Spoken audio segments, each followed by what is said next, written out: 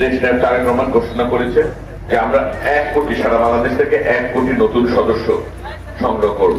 অনেক দিন ধরে অনেক বছর ধরে বিএনপি করেন এমন আমাদের নেতাকর্মীরা আছেন এখানে। আমাদের এখানে অবস্থা দেখেন, কেন এই অবস্থা? তিনটা গ্যাসের কিন্তু আমাদের সেন্টার আছে, চাইলেই কিন্তু এখানে আপনি বাণিজ্যিক ভাবে গ্যাস সরবরাহ করতে পারতেন, কিন্তু দরকার তো নাই রে ভাই।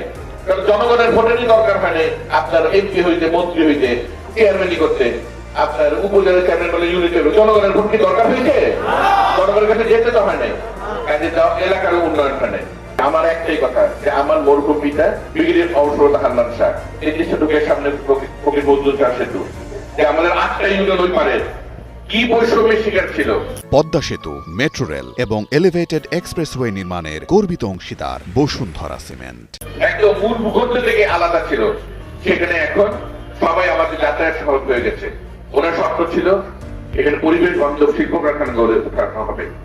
আমি আপনাদের কথা দিচ্ছি, আপনারা যদি আগামী সংসদ নির্বাচনে আমাদের সারা কাপাসীবাসীকে বোঝাতে সক্ষম হন যে বিএনপি একমাত্র দল যারা উন্নয়ন করবে, যারা শান্তি রাখবে, যারা গণতন্ত্রকে চলমান রাখবে, তাহলে কিন্তু ধানের শীষের ভোট দিয়ে আমাদের পক্ষে সম্ভব হবে এই পরিবেশ বান্ধব শিল্প কারখানা করা। আর আমাদের তরুণ যে ছেলে মেয়েদের এই যে আপনার মাদকের আসক্ত হয়ে নিঃশেষ হয়ে যাচ্ছে, পরিবারকে নিঃস্ব করে দিচ্ছে, সেই মাদককে কিন্তু উৎপাদন করবো আমি ইনশাল্লাহ। মাদক ব্যাপারে কাপার ছেড়ে তাদের কোনো জায়গা হবে না, এটা আমার অধিকার।